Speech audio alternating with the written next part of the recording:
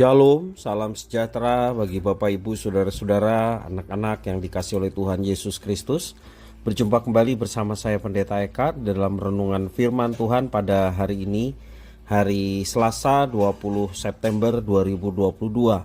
Sukacita dan damai sejahtera dari Tuhan Yesus Kristus kiranya menyertai hidup kita sekalian. Puji nama Tuhan.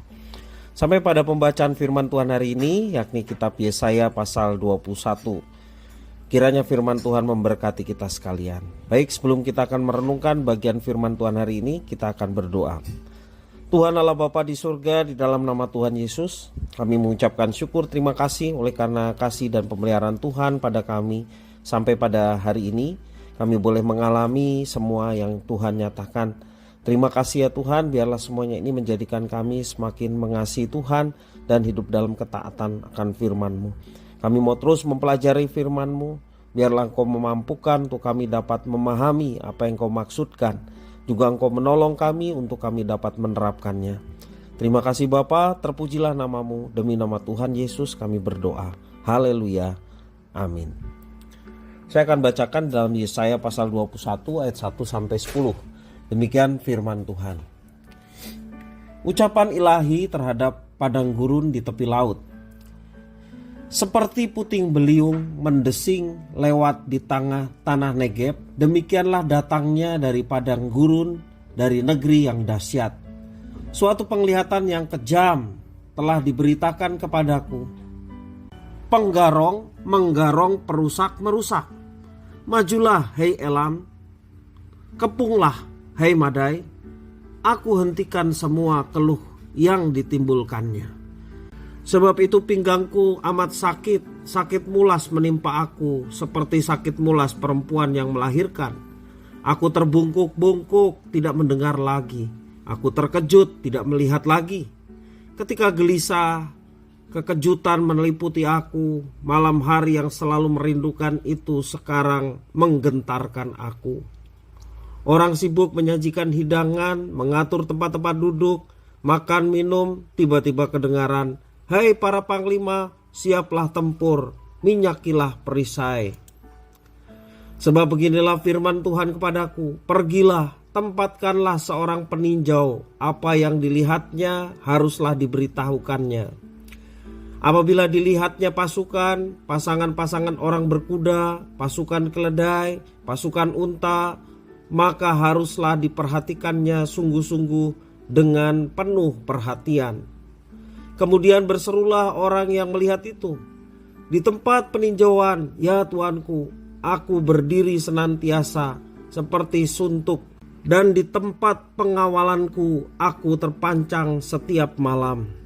Lihat, itu sudah datang sepasukan orang, pasangan-pasangan orang berkuda." Lalu berserulah ia, katanya, sudah jatuh Babel, dan segala patung berhalanya telah diremukan dan bertaburan di tanah. Hai bangsaku yang telah dipijak-pijak dan diinjak-injak, apa yang kau dengar dari Tuhan semesta alam, Allah Israel, telah kuberitahukan kepadamu. Bapak Ibu Saudara-saudara yang dikasihi oleh Tuhan, ada pengajaran doktrin kemahakuasaan Allah memang menimbulkan banyak pertanyaan. Misalnya, jika Allah Maha Kuasa, mengapa masih ada penderitaan? Masih ada kuasa-kuasa kegelapan. Demikian juga masih ada bangsa yang sombong menjadi penguasa dan sebagainya. Jika realitas demikian, benarkah Allah itu Maha Kuasa? Itu pertanyaan kritisnya. Dalam Alkitab, Babel seringkali disimbolkan sebagai kekuatan yang melawan Allah. Semua simbol perlawanan terhadap Allah melekat padanya. Misalnya penyembahan berhala, ada sihir, perbuatan amoral, ada pelacuran dan lain sebagainya. Untuk waktu tertentu, Babel seolah-olah sangat berkuasa dan menyombongkan diri. Apalagi ketika Israel sedang terbuang dalam kekuasaan Babel.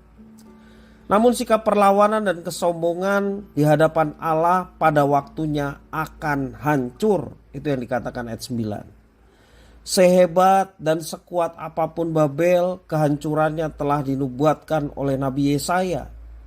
Menurut para penafsir, nubuat tentang kehancuran Babel dalam ayat itu tergenapi pada tahun 539 sebelum Masehi melalui serangan Persia.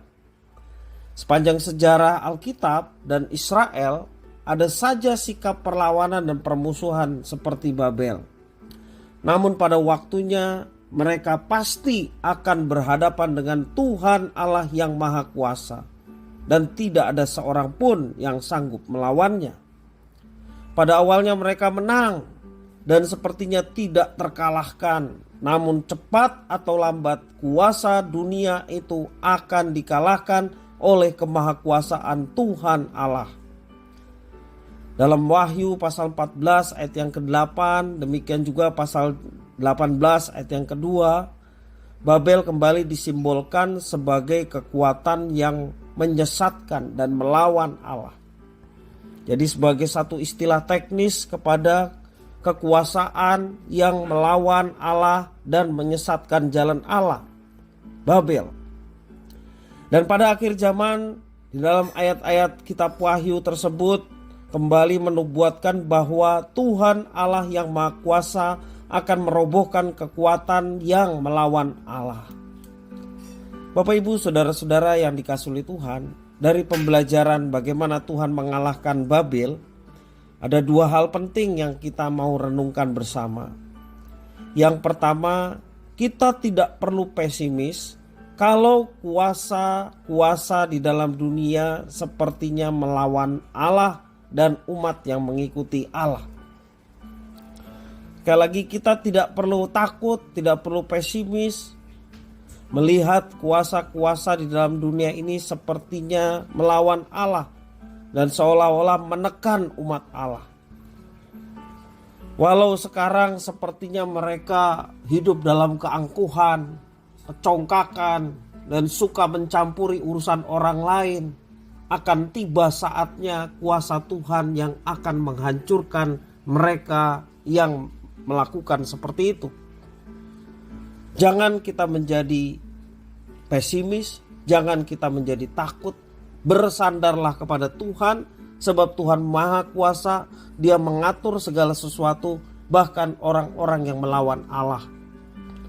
Dan yang kedua, Bapak Ibu Saudara, jika kita menjadi bagian dari berbagai kekuatan yang melawan Allah melalui sikap, melalui praktek hidup sehari-hari, maka bertobatlah.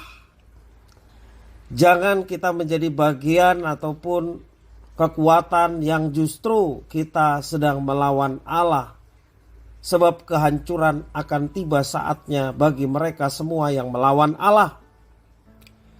Mari kita sebaliknya hidup dalam ketaatan. Mari kita sebaliknya hidup mengikuti rencana Tuhan. Dan kita akan melihat kuasanya menghancurkan segala kuasa kekuatan yang melawan Allah. Sebab kerajaan Allah sudah datang. Hal itu kita lakukan supaya Tuhan berkenan mengampuni kita dan tidak menghancurkan kita. Sama seperti Tuhan menghancurkan Babel, demikian juga kekuasaan-kekuasaan, pemerintahan-pemerintahan yang melawan Allah. Bapak Ibu saudara-saudara yang dikasihi oleh Tuhan Yesus, kita bersyukur kalau Roh Kudus turun ke atas kita, kita akan menerima kuasa untuk menjadi saksinya, menjadi berkat bagi dunia. Tuhan Yesus mengatakan kamu adalah garam dan terang dunia. Artinya kehidupan kita dipenuhi kuasa untuk menjadi berkat bagi orang lain, bukan justru ikut-ikutan untuk melawan Allah. Bapak Ibu saudara-saudara yang dikasihi oleh Tuhan, ketika kita dalam posisi melawan Allah, sekali lagi kuncinya adalah bertobat.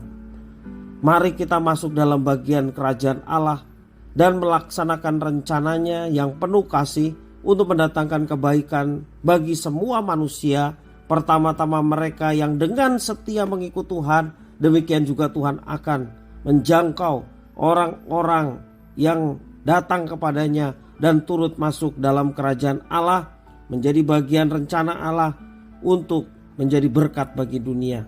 Dan percayalah tidak ada yang mustahil kalau Tuhan bisa mengubahkan banyak orang. Karena kita meyakini bahwa kuasa Allah yang bisa mengubah akan semuanya itu. Kiranya firman Tuhan memberkati kita sekalian. Mari kita berdoa. Tuhan Allah Bapa di surga, kami mengucapkan syukur terima kasih oleh karena berkat anugerah Tuhan yang Kau berikan kepada kami, firman Tuhan yang Kau berikan kepada kami.